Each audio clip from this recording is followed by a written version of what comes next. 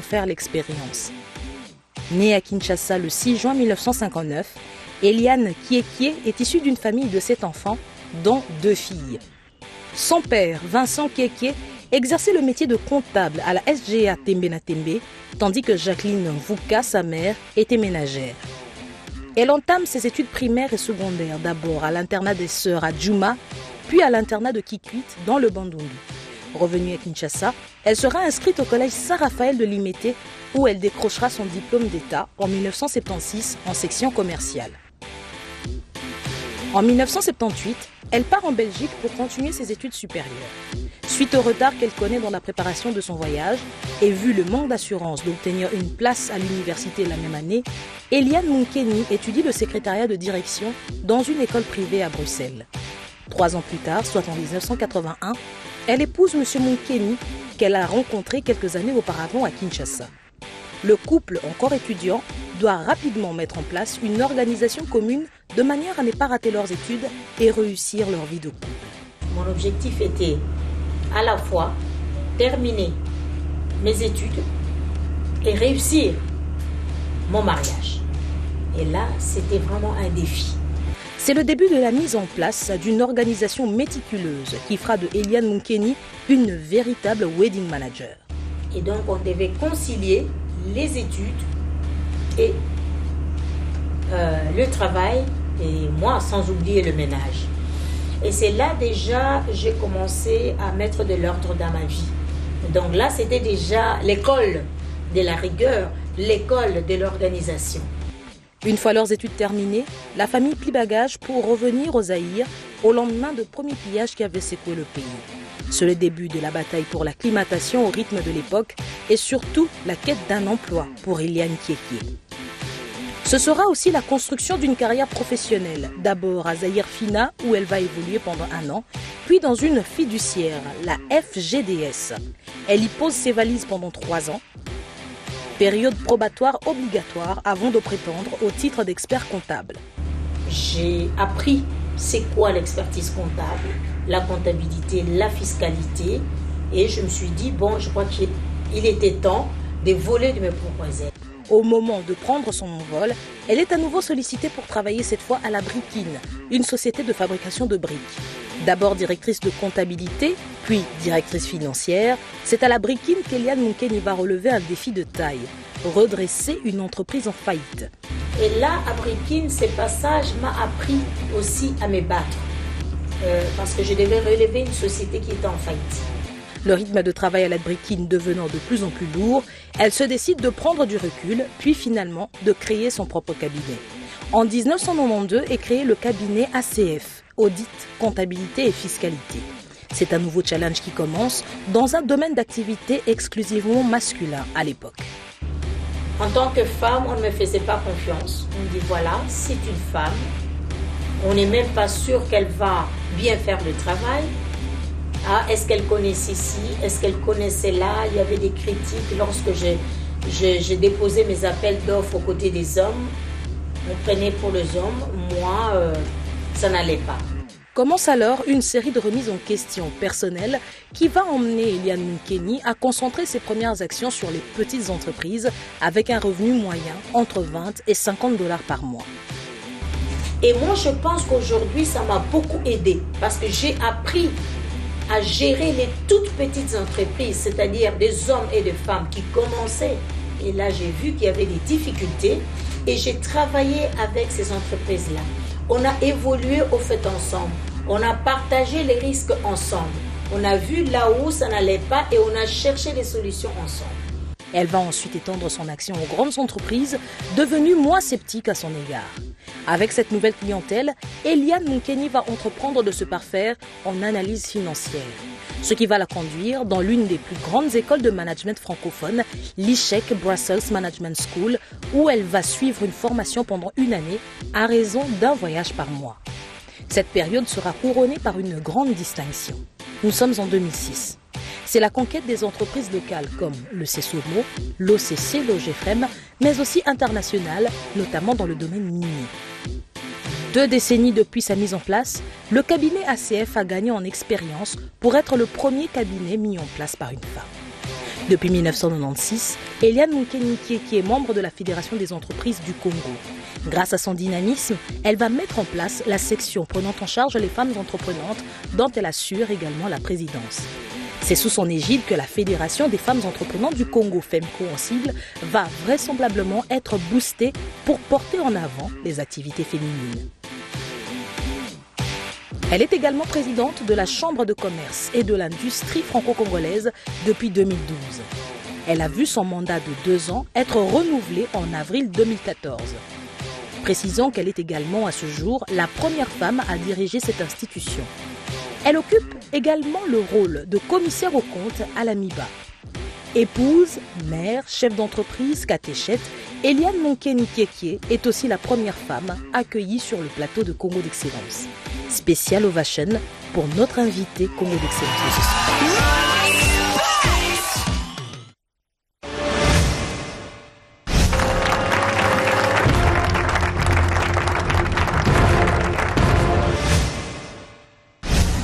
Madame Monkeni, on le voit, vous êtes dans une superbe forme, taillée sur mesure. Dites-nous, c'est quoi le secret pour rester aussi belle à 59 ans? Comme je dis encore bonjour aux filles, et les garçons bonjour aussi. Je dirais, parce que plusieurs personnes me posent cette question, moi je vous dirais tout simplement, c'est être vrai, restez vous-même. Ne pas donner l'image de quelqu'un d'autre, alors que vous n'êtes pas cette personne-là. Je pense que j'ai toujours été comme ça. Par moments, ça m'écoute les relations avec les gens parce qu'ils estiment que je suis trop...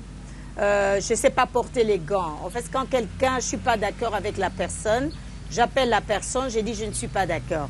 Donc je dirais qu'il faut être vous-même. Et j'ai toujours été en harmonie avec ma personne et moi-même. Essayer d'être vrai, même si ça ne plaît pas à certaines personnes, et je m'explique pour dire pourquoi je suis comme ça.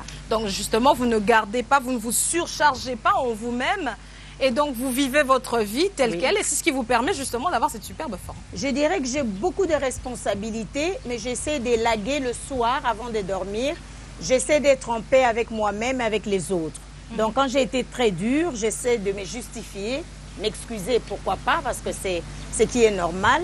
Et donc, rester moi-même, mais je travaille beaucoup, comme j'ai dit à madame, j'ai 15 heures d'autonomie de travail par jour. Donc, pour quelqu'un qui s'élève, si un jour, je me lève à 7 heures du matin, ces jours-là, mes 15 heures, je dormirai 1 heure du matin à 2 heures. Donc, j'ai 15 heures d'autonomie, avec pause évidemment, mais quand je dis 15 heures, c'est les temps corrects et réels de mon travail. Donc, vous voyez qu'avec les responsabilités sur mon dos, je ne sais pas, mais je ne peux pas dire ça. Quelqu'un peut vieillir parce qu'il travaille beaucoup. Au contraire, c'est votre cœur. On vieillit parce qu'on pense mal de l'intérieur.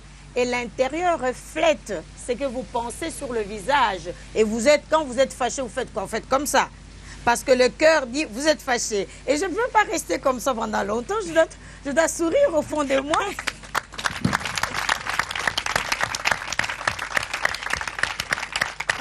Alors, je pense que nous allons tout de suite passer avec le premier élément de reportage. Alors, Madame Monkeni, s'il y a une qualité que nos jeunes vont découvrir, et c'est d'ailleurs par là que nous allons ouvrir notre série de questions-réponses, c'est justement l'organisation. Alors, si je pose la question de savoir ce qu'une horloge suisse, un calendrier et Madame Eliane Monkeni, ce qu'elles ont en commun, eh bien, il n'y a rien. Mais vous faites toutes les trois preuve d'une grande organisation. Et d'ailleurs, c'est, je crois, la première étape de la traduction en action de vos objectifs. Alors, vous l'avez compris bien assez tôt et vous avez su en tirer le maximum de bénéfices. Alors, je vous demande tout de suite de suivre la traduction de tout ceci en images. Un des premiers ingrédients à la base de la réussite de Eliane Monkeni Kieki est justement son grand sens de l'organisation. Compris comme étant la capacité à planifier, anticiper les tâches à accomplir, en tenant compte des ressources disponibles ou à mettre en œuvre, l'organisation est aussi la capacité à s'appuyer et combiner ses atouts et ceux des autres membres de l'équipe pour entreprendre une action appropriée et efficace. Eliane Monkeni en a fait la parfaite application. Agenda calé, programme bien huilé, montre en main, elle semble presque disposer de 6 bras vu les rôles qu'elle endosse. présidente nationale de la section Femmes entreprenantes de la FEC, présidente de la Chambre de commerce et de l'industrie franco-congolaise, directrice générale du cabinet ACF, commissaire aux comptes de l'AMIBA, catéchète pour les couples en voie de se marier religieusement, maîtresse de maison, épouse et enfin mère de famille. C'est à son sens d'organisation qu'elle doit sa grande capacité à jongler entre ses différents rôles sans jamais perdre le contrôle. Une équilibriste dans sa plus simple expression. Alors avec votre permission, Madame Mokeni, et surtout celle de nos chers téléspectateurs qui nous suivent en ce moment, nous allons à présent nous plonger dans la série de questions-réponses. Et c'est d'ailleurs l'une des raisons pour lesquelles nous avons des intervenantes pour cette première partie de l'émission. Nous allons tout de suite commencer avec la première question. Il s'agit de celle de Divine Zita. Quelle place réservez-vous à l'improvisation et comment faites-vous pour gérer l'imprévu? Merci beaucoup. Je pense que l'imprévu est dans notre quotidien. Et c'est là où justement c'est les challenges, le défi justement. Toute ma vie, je vous donnerai l'exemple de la journée d'aujourd'hui. Il y a eu 2 improvisations. J'avais rendez-vous avec madame, mais voilà qu'on m'appelle pour me dire que la ministre du genre ouvre le mois de mars à l'hôtel Vénus. Je dois être là. Et donc j'avais des rendez-vous à 11 h, j'avais des rendez-vous à 12 h. Qu'est-ce que j'ai fait? J'ai délégué. Ça, c'est la première qualité déjà de l'organisation, savoir déléguer. Donc, j'ai appelé qui à mon bureau, dire à X, à Y, Z, voilà, va à tel endroit à ma place, reçois une autre personne à ma place. Il y a encore une personne qui voulait absolument, moi, il ne veut pas être reçu par quelqu'un d'autre. Je lui ai dit, voilà, il y a la nouvelle technologie de l'information maintenant, il y a les téléphones. On va se donner rendez-vous à 13 h au téléphone et c'est moi qui paye, j'appelle. Vous allez me poser votre problème parce que je ne peux pas être devant vous aujourd'hui. Donc, je crois que la place, elle est très importante. Mais encore une fois, je reviens, l'organisation doit suivre. Qui dit organisation dit les compatriotes, comment je peux dire, les collaborateurs. Donc, vous devez avoir à vos côtés des collaborateurs compétents. Ne pas les juger par sentiment, les juger par rapport à votre vision, par rapport à vos attentes, par rapport à la qualité, à l'excellence que vous attendez. Et vous le prenez. C'est vrai que ça a un prix. Parce qu'après, les gens vous détestent. Ça, vous pouvez être sûr. Et comme me disait encore une personne que je respecte beaucoup dans ma vie, mon mari, qui m'a dit encore une chose qui m'épatera toujours. Il dit, lorsqu'on parle de l'excellence, dis-toi toujours que tu dois être seul. Parce que personne ne va te suivre dans ton excellence. C'est toi qui veux être excellente. C'est toi qui veux avancer. Et tu auras autour de toi les gens qui seront contre ta façon de voir, ta façon d'agir. Alors sois forte, va seule sur ces chemins-là. D'accord. Alors nous présentons tout de suite la deuxième question. Il s'agit de celle de Aline. Alors, madame, nous aimerions savoir comment vous avez fait pour vous acclimater dans un pays presque paralysé. En 92, quand vous êtes arrivé avec les 2 pillages et tout, comment avez-vous fait pour vous acclimater, vous qui venez d'un pays parfaitement organisé? Je crois que la première chose qui m'a conduit, c'était ma vision. J'avais une vision qui était claire et j'avais mis à côté de moi les étapes. Et donc, je me suis dit, ça passe ou ça casse. Et c'est là où intervient encore une fois l'organisation. C'est de là intervient le choix des collaborateurs. C'est là encore interviendra l'endurance, la patience. Je dirais même l'abnégation qui est plus fort que la patience. Et le goût de risque un peu. Il faut avoir un peu de goût de risque parce qu'il y en a qui sont partis. On est rentré à l'époque en 1992, en 90 même. 90, je suis rentrée. On était à plusieurs. Je pense que 3 mois après, la moitié, si pas 3/4, ont repris l'avion pour rentrer en Europe. Mais sincèrement, je vous dis, mes enfants, tous regrettent d'être rentrés. Et ils m'encouragent, ils me félicitent d'être restés. C'était très dur, mais comme je vous dis, j'ai eu des moments où j'ai pleuré, j'ai eu des moments de découragement, mais ça n'a pas duré longtemps. J'ai pleuré, je ne vous mentirai pas, c'était difficile par moments, mais le lendemain, je me suis mis debout. Et je crois que par vision, je vais dire les seigneurs. l'Esprit Saint a toujours été mon ami. L'Esprit Saint m'a toujours accompagné. Et lorsque je vais faire quelque chose sans exagération, si j'exagère, le soleil, c'est le symbole de l'Esprit Saint, il va me brûler. Je demande son aide, est-ce que je dois rester ou partir? Et donc, je compte 3 signes.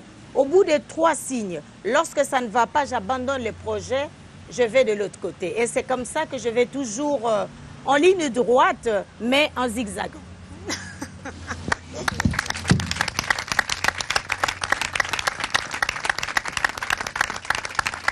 Et nous allons prendre la question de Saint-Tiche Kisanga.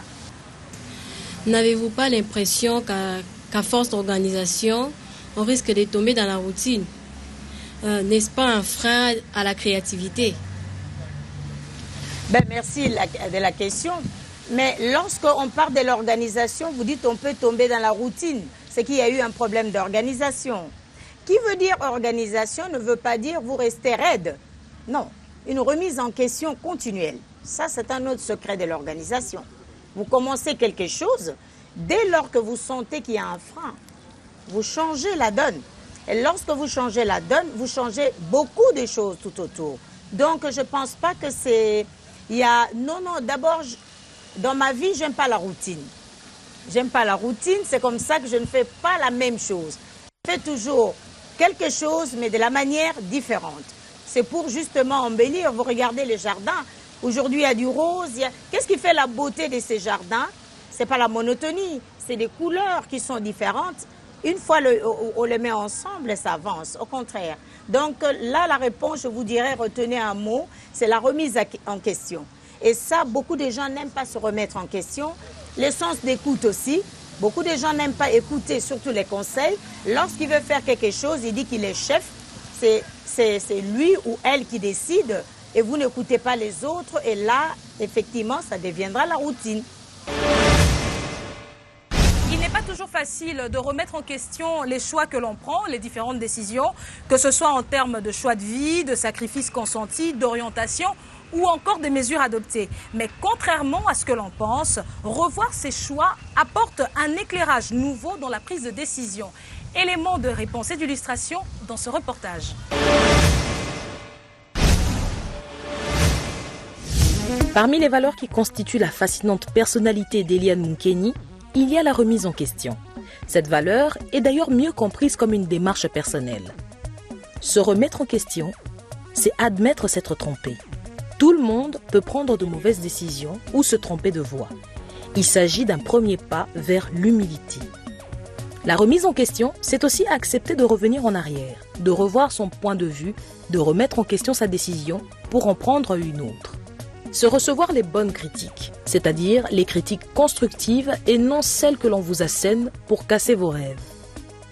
Se remettre en question, c'est aussi dire un jour stop, s'arrêter de courir, profiter pour faire un bilan sur soi ou sur une décision en prenant du recul face à une situation présente. Alors, nous sommes de retour sur ce plateau de Congo d'Excellence. Je rappelle que nous recevons aujourd'hui Madame Eliane Moukeni. Et je précise que vous êtes en même temps la présidente de la FEMCO, c'est la branche féminine de la Fédération des entreprises du Congo, qui prend essentiellement en charge les femmes entreprenantes. Vous êtes aussi la présidente de la Chambre du commerce et de l'industrie franco-congolaise. Et enfin, vous êtes la directrice générale du cabinet audit, comptabilité, fiscalité. Eh bien, c'est à se demander, Madame Eliane, si vous avez des journées à 24 heures ou à 26 heures. Merci, Madame Christelle. Non, j'ai des journées à 24 heures comme tout le monde, mais que j'essaie d'organiser de manière à trouver un temps pour me reposer aussi. Figurez-vous, ma famille passe en priorité. Ça va surprendre certains parmi vous, mais non, je trouve le temps pour mes enfants, pour mon mari et pour mes amis. J'essaie de trouver le temps. Voilà, donc je pense que nous allons également revenir sur cet élément, mais nous allons tout de suite passer à la série de questions-réponses avec nos intervenants. Et on prend tout de suite la question de Christelle Darabouf. On l'a vu, la remise en question est une ligne de conduite. Comment avez-vous pu développer une telle disposition à vous remettre en question? Merci beaucoup, madame. Je pense que les échecs que j'ai eus dans ma vie m'ont permis à prendre cette façon de vivre comme outil, comme élément pouvant conduire ma vie à atteindre la réussite. Parce que je vais vous répondre par une image. Lorsque vous voulez aller, il y a une maison en face de nous, mais vous voulez atteindre le palmier et vous êtes décidé, mais vous arrivez tout droit, il y a une maison, il y a un obstacle, vous faites quoi? Vous abandonnez ou vous faites quoi? Quel est le mouvement? Vous contournez, n'est-ce pas, l'obstacle. Et donc, c'est ça la remise en question, ce n'est pas autre chose. L'obstacle peut être vis-à-vis de vous-même, parce que vous n'avez pas les compétences qu'il faut. L'obstacle peut être aussi vis-à-vis des autres. Mais alors, à ce moment-là, intervient un autre concept, la négociation. Si l'obstacle dépend des autres, vous allez voir les autres qui peuvent vous permettre de passer. Et lorsque les autres refusent, les autres, je dis au pluriel, ou ça peut être une personne, ça peut être d'autres. L'obstacle personnel, là, vous dites c'est vous, soit les études, soit une compétence quelconque qui vous manque. À ce moment-là, vous allez... Mais vous voyez, tout ça, c'est une remise en question. Voilà. Ben justement, se remettre en question, quand est-ce que ça devrait commencer cet exercice, Madame Monkeni? Je pense que cet exercice devrait commencer dès qu'un enfant, à tout moment de la vie de quelqu'un. Il y a des enfants qui ont la chance, depuis un jeune âge, l'éducation des parents veulent ou prévoient que la maman, que le papa apprennent déjà à ses enfants à se remettre en question. Il y en a qui sont comme ça, si vous demandez les jeunes qui sont ici, ils vont dire oui, moi, ma mère, mon père me disait toujours, lorsque ça ne va pas, pose-toi d'abord la question où ça n'a pas marché. C'est ça la remise en question. Donc un enfant comme ça a reçu déjà ça dès son jeune âge, il va pratiquer ça toute sa vie. Mais si vous n'avez pas eu cette chance, cela ne veut pas dire que vous êtes une personne finie. Mais vous pouvez trouver un coach, quelqu'un que vous prenez comme modèle. Et vous demandez, et n'ayez pas honte, écoutez ce qu'il va vous dire. Donc je pense que ça commence, ça dépend, ça commence pour chacun de nous à un moment donné dans sa vie par rapport aux difficultés qu'on a éprouvées. Et c'est à ce moment-là, on prend cette décision et on dit alors toute ma vie, ça sera pareil. Alors on va prendre la question de Michael Niembo. Beaucoup verraient dans la remise en question une contradiction de leur propre décision. Car revenir sur sa propre décision peut parfois être difficile. Comment parvenez-vous à y voir une solution? Il y a une expression qui ne vient pas de moi, qui est universelle, hein, qui dit qu'il n'y a que des imbéciles qui ne changent pas d'avis. Et donc, nous considérons tous comme personnes intelligentes, n'est-ce pas? Tout à fait. Alors, on s'est dit, mais non, mais pourquoi je ne changerai pas d'avis? À un moment donné, dans la vie, on avance, mais on dit, il faut bien changer d'avis. Ce n'est pas du tout une contradiction et surtout, je compte pour, vraiment, faites-moi confiance, surtout pas une faiblesse. Au contraire, c'est une force. C'est une force de se dire, je me suis trompé, je vais à gauche. Si vous ne le faites pas, croyez-moi, il y a un trou béant et vous ne changez pas. On vous a dit qu'il y a un trou. Vous dites, mais non, pour moi, on m'a dit que malgré qu'il y a le trou, j'arriverai à sauter. Mais qu'est-ce qui va arriver? Vous tomberez dans le trou. Mais alors là, ça ne va pas. Pour ces véritables perles de sagesse dont vous nous dispensez aujourd'hui. Eh bien, chers téléspectateurs, cette émission continue. Je rappelle que nous sommes ici sur la place des Évolués pour ce numéro spécial femmes. Hommage ici à la femme congolaise. Force vive, mais aussi actrice du développement au sein de sa communauté. Et bien pour ce numéro, nous sommes justement en présence d'une femme active, comme on dirait en anglais, une véritable walking lady. Et bien sûr, dans le monde professionnel, sachez-le, le jugement est unanime quant aux différentes qualités de notre invitée, notamment celle de reconnaître que c'est une inconditionnelle au travail. Les voix sont parfaitement d'accord, qu'elle soit masculine ou féminine, vous le verrez, le verdict est exactement le même.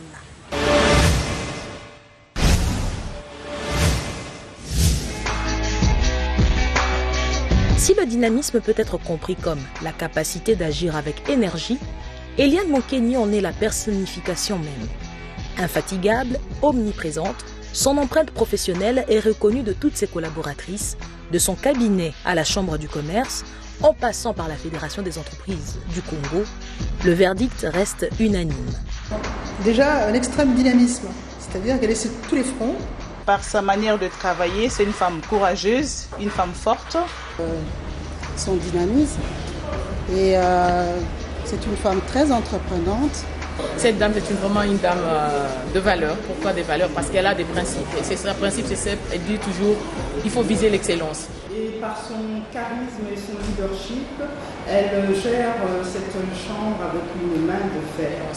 Une femme décisive, elle aime le travail bien fait et très exigeante pour le travail. C'est la discipline et la détermination. À ne jamais abandonner devant l'obstacle et toujours croire en soi-même et à ses conflits.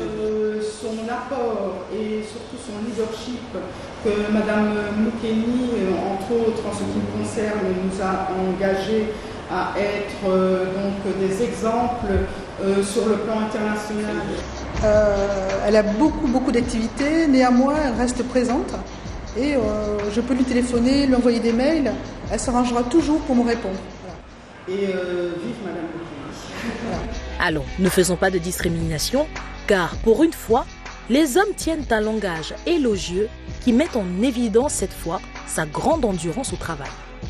Une femme combattante, une vraie battante pour la cause de la femme. C'est une femme qui, lorsqu'elle a un objectif, vous pouvez tout dire, quoi que vous fassiez, son objectif, elle doit l'atteindre. Elle mérite beaucoup de respect d'égard, elle mérite beaucoup de soutien de tous nos partenaires, qu'ils soient du secteur privé que du secteur public. Elle mérite ces soutiens-là pour la valorisation de la femme. Nouvelle série de questions, Madame Moukeni, si vous le permettez. Bien Alors sûr. nous accordons cette fois la parole à Christelle Ndarabou une nouvelle fois. C'est une fois de plus Christelle Ndarabou. Oui. Ma seconde préoccupation est la suivante. Comment avez-vous pu développer une telle capacité à maintenir un tel rythme de travail? N'est-ce pas épuisant? Merci, Christelle. Non? Oui, Christelle. Voilà, Ben voilà. on est deux. Au fait, je vous répondrai encore par une image. J'aime bien parler en termes d'image. Je pense qu'on comprend mieux, on se comprend mieux. Vous connaissez le principe des coureurs. Vous voyez les gens qui courent. Au début, par moment, vous commencez bien. Et puis, à un moment donné, vous sentez la fatigue. C'est quand vous commencez à sentir la fatigue que vous créez l'harmonie entre votre tête et votre corps. Vous remarquerez que la personne commence à courir. C'est comme s'il était drogué. Mais c'est pour vous dire en d'autres termes, tout commence par un pas, et au fil de temps, ça devient une seconde nature pour moi. Vous savez, lorsque je passe une journée sans travailler, j'ai comme l'impression que je suis malade. Et pour vous dire, même quand je suis malade, je travaille, au fait, je ne me rends même pas compte à un moment donné que je suis malade. Et quand je suis vraiment couchée, ça fait peur à tout le monde. Parce qu'on s'est dit, c'est grave. Mais au fait, je ne peux pas, ça devient une seconde nature. Mais ça se forge. Ça se forge, ça se prépare, ça se cultive. C'est comme l'instruction qu'on vous a donnée à l'école. Vous avez commencé par l'algèbre qui était difficile.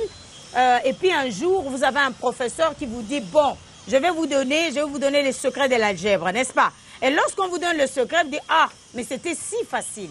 Donc, je vous répondrai en d'autres mots, en d'autres termes, qu'il faut forger cela. On dit, c'est en forgeant qu'on devient forgeron.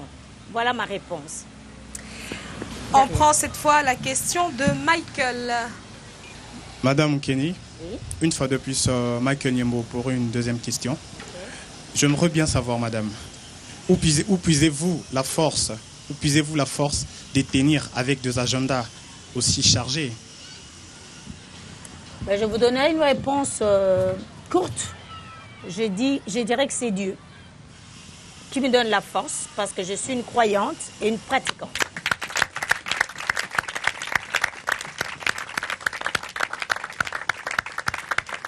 Et c'est tout. C'est la seule réponse parce que je ne peux pas dire c'est dû à moi. Moi seule, je ne pourrais pas. Même ce que je vous dis, c'est Dieu qui m'inspire. Moi, je ne suis rien seule. Je ne suis rien. Avec Dieu, je peux tout. Voilà.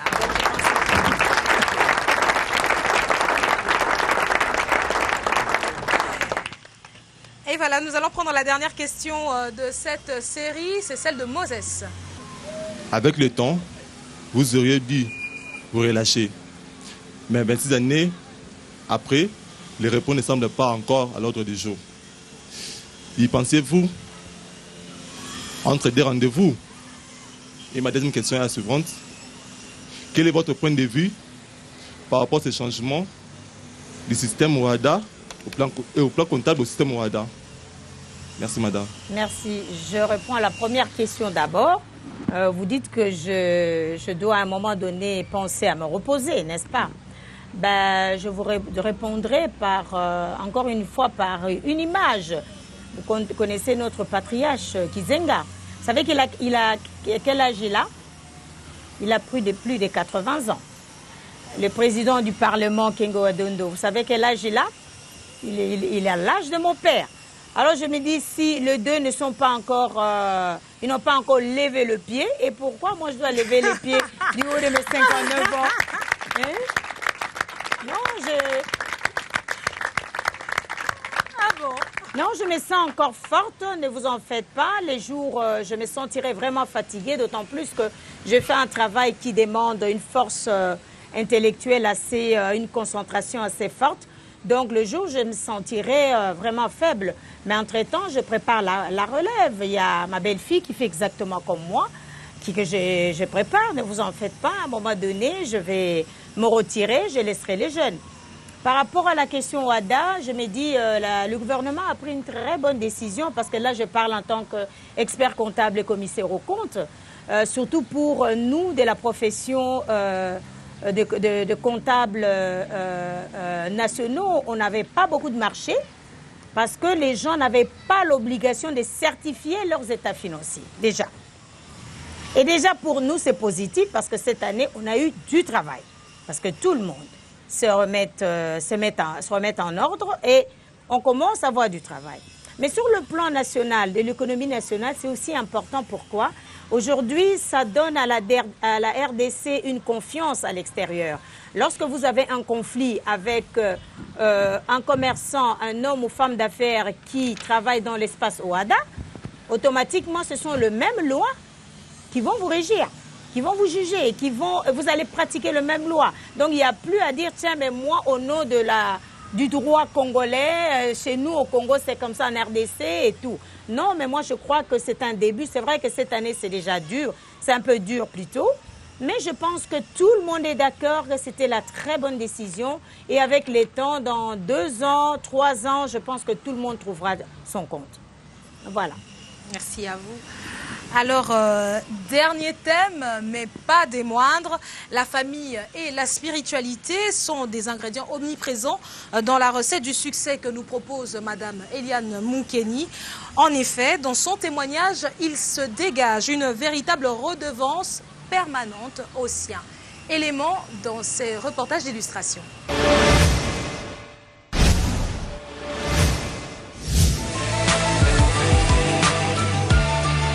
La famille occupe une place centrale dans la vie d'Eliane Moukeni. Dans la description qu'elle fait d'elle-même, elle reste profondément redevable à son mari et à ses enfants, dont elle a eu à bénéficier d'un soutien total lors de son ascension professionnelle. Au bout de 34 ans de mariage, Eliane Moukeni partage son expérience avec les couples qui se préparent à la vie commune, en entretenant avec eux un lien qui les unira bien au-delà de l'enseignement qu'elle dispense. Elle gère très bien aussi sa maison. Au prix même parfois de sa santé parce que elle est partout dans sa maison, dans sa famille. Elle a le sens de la famille, le sens de la famille restreinte, c'est-à-dire notre famille, mais également de tout ce qui tourne autour, les cousins, les nièces et tout ça. Maintenant, avec l'âge, elle commence un peu à lever le pied, mais elle a toujours été la personne qui était là lorsqu'on avait besoin d'elle. Par rapport aux valeurs que j'ai apprises de ma mère, ça serait plus le simple fait que c'est une femme super forte. C'est une femme qui a pu s'imposer dans des milieux qui sont reconnus pour être des milieux d'hommes. Et les valeurs, comme papa l'a dit, je crois que je suis vraiment d'accord avec lui, c'est les valeurs de famille. La religion, dont on touche beaucoup, qui nous a appris comment prier, qui nous a appris comment respecter les autres. Et grâce à elle, on a su en fait voir le monde d'une autre manière. Croyante pratiquante, la spiritualité fait figure d'une source intarissable où Eliane Monkeni recharge ses batteries. Avec un espace dédié à sa méditation intérieure, elle se relie ainsi au divin afin de mieux se rapprocher de l'humain, faisant bénéficier sa communauté de cette aura de bienveillance et de dévouement. On ne va pas trop s'étaler là-dessus, Madame Eliane Monkeni, comme nous l'avions vu justement dans ce reportage. On le voit que vous êtes une femme, et d'ailleurs vous l'aviez dit, qui est complètement éprise de cette sorte de spiritualité. Et d'ailleurs, on l'a vu, vous accompagnez les couples chez vous, les couples qui veulent se marier religieusement. Alors on aimerait juste savoir où est-ce que vous trouvez le temps pour tout ça? Bon, quelque part dans la Bible, je ne connais pas le passage, mais je lis, hein, je ne retiens pas le passage. On demande à chacun de donner, on parle de dîmes. Ben, la dîme, c'est très bien, mais moi je me dis, il y a des gens, vous pouvez donner 100 000 $, ça ne représente rien pour vous. Mais moi je pense que la meilleure dîme, c'est donner quelque chose de précieux, de précieuse, je dirais.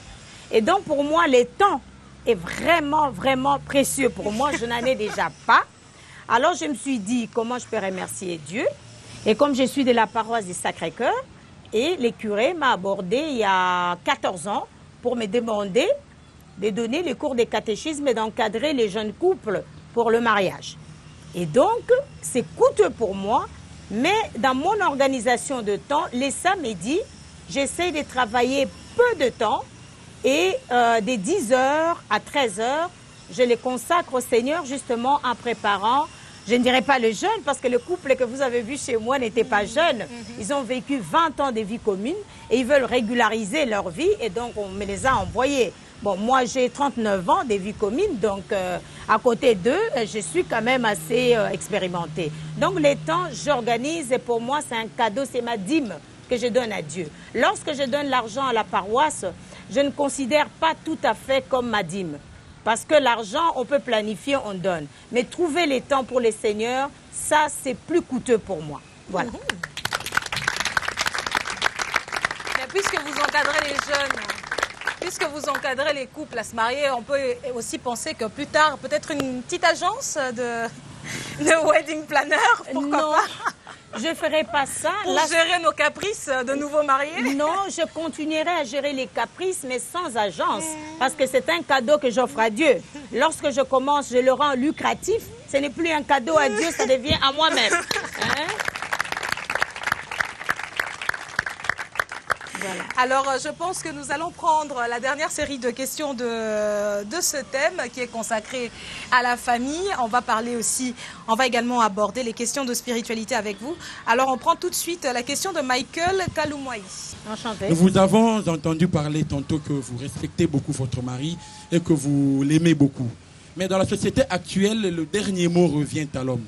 Mais il nous semble que vos choix prennent les dessus sur votre couple, dans votre couple, allais-je dire. Comment cela se fait-il? Merci beaucoup. C'est une question très intéressante parce qu'on me la pose souvent. Je vous ai dit tout à l'heure que mon mari est mon coach. Lorsque vous avez comme coach, qu'est-ce que ça veut dire? Le coach, d'abord, c'est qui? C'est la personne qui vous encadre. C'est la personne qui vous oriente. Mais comment pensez-vous que mes décisions dépassent le coach? Je ne peux pas parce que souvent, je me remets à lui, je lui dis, écoute, j'ai tel problème, qu'est-ce que vous en pensez? Pourquoi? Parce qu'il m'y connaît trop bien.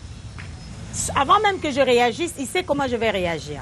Donc, même certains choix, on peut me demander, on voudrait vous nommer, je demande mon avis, vous pensez l'avis de mon mari?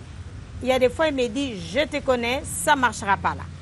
Et là, même quand j'ai envie, je dis non parce que j'ai eu dans ma vie des moments, des occasions où j'ai eu à prendre une décision, je ne l'ai pas écouté, ça n'a pas marché. Mais d'autres diront que non, il vous a maudit. Non, ça n'a rien à voir avec la malédiction, c'est tout simplement parce qu'il me connaît très bien. Donc là aussi, je vous dirais, mon rapport avec mon mari, ce n'est pas un rapport de force, pas du tout. Mon mari me considère comme sa partenaire d'abord. Et il y a des domaines réservés, chacun a des domaines, je crois qu'il a eu à parler à Mme Christelle, chacun a ses domaines de spécialisation. Vous voyez, quand il s'agit des domaines d'argent, mon mari préfère ne pas prendre des décisions. Vous voyez, bien que c'est lui le chef de la famille, il ne prend pas des décisions. Mais alors, dans ce cas, Madame Eliane Moukeni, n'êtes-vous pas deux à porter le pantalon chez vous? Pas du tout. Moi, je vous avais vu, je suis en robe et en jupe.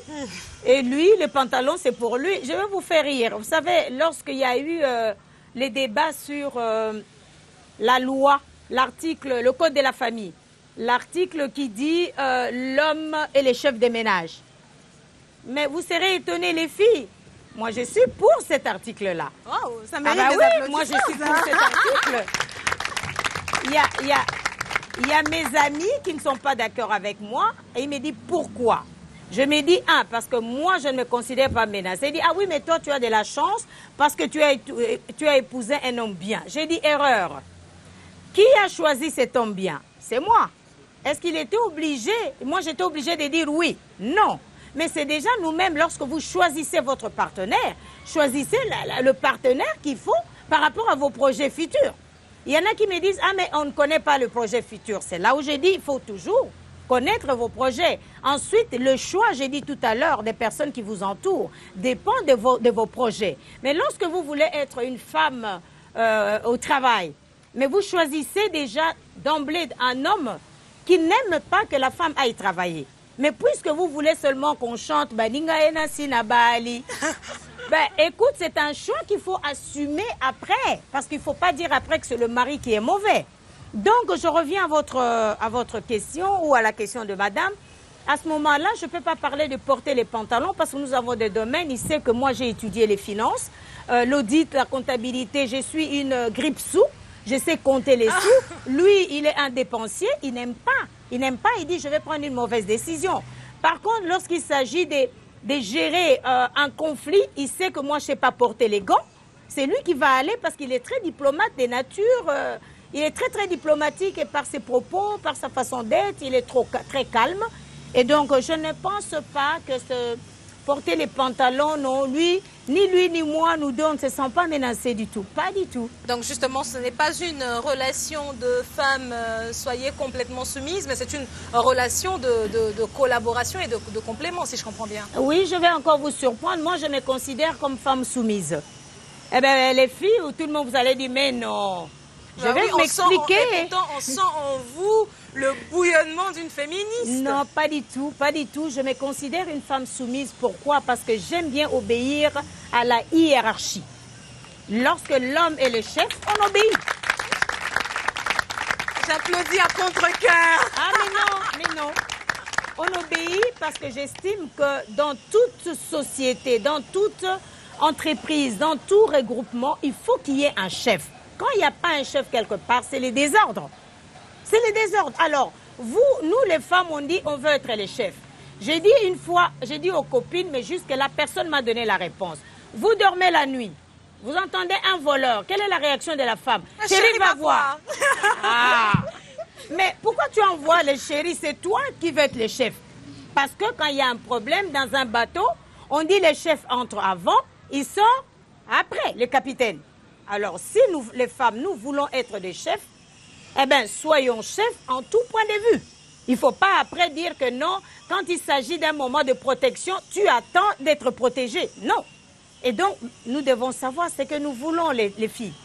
Ou nous voulons le pouvoir, alors assumons notre pouvoir de numéro 1 au numéro autant de... Voilà, infini. Mais moi, je me dis, je me considère comme une femme soumise. Pourquoi? Parce que je vais obéir à mon mari. On a des points, par moment, on ne se met pas d'accord. Lorsque je lui dis, je ne suis pas d'accord, lui, il dit calmement, non, on va le faire. Je le laisse parce que je sais qu'il va se casser le dent et moi, je me prépare à le ramasser. Je me prépare à le ramasser. Et nous allons prendre la dernière question, celle de Aline. Merci. C'est encore Aline de Lunikin. Okay. Alors, madame, les enfants ont parfois été un motif d'abandon de carrière pour certaines femmes. Okay. Vous-même, d'ailleurs, vous avez arrêté à la briquine pour vous occuper de vos enfants.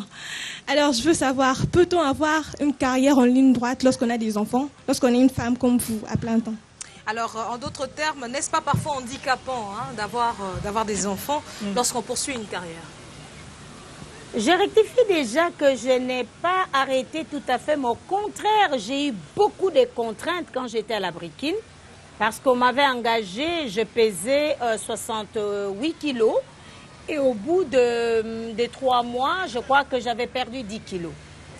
Alors, si j'avais arrêté, j'ai fait quand même 1 année et demie, j'ai arrêté parce que j'estimais que, comme je dis, il y a eu une remise en question. Voilà.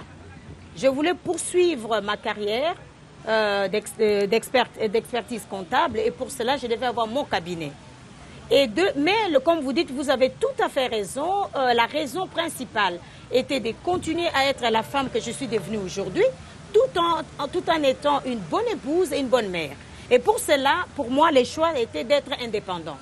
Parce que lorsque vous dépendez de quelqu'un, c'est très contraignant. Lorsqu'on vous dit de travailler, de rester encore au bureau et vous pensez que vous devez aller sortir pour des raisons familiales. Voilà un peu. Donc je me dis encore une fois, comme j'avais dit à Madame Christelle, lorsque vous êtes épouse, vous voulez combiner les deux. La première chose, engager un bon personnel de la maison. Je sais que vous me direz que vous n'avez pas d'argent. C'est vrai, mais c'est progressif. Lorsque vous avez peu d'argent, vous avez moins de responsabilités. Lorsque les responsabilités s'ajoutent, l'argent aussi vient avec. Hein, ça, je peux vous le confirmer. Et donc, l'argent vient avec. Cet argent, vous payez le personnel de la maison. Très bien les payer parce qu'ils vont vous aider. Et c'est mon cas aujourd'hui. Midi, j'étais avec vous, mais j'ai quelqu'un que Madame Christelle a rencontré qui est avec moi depuis 28 ans. 28 ans. Il connaît à 12 heures pile qu'il vente, qu'il neige, qu'il pleuve, la table est faite. Et que mon mari ne peut pas rentrer s'il a envie de manger parce que lui aussi, il ne rentre pas souvent à midi.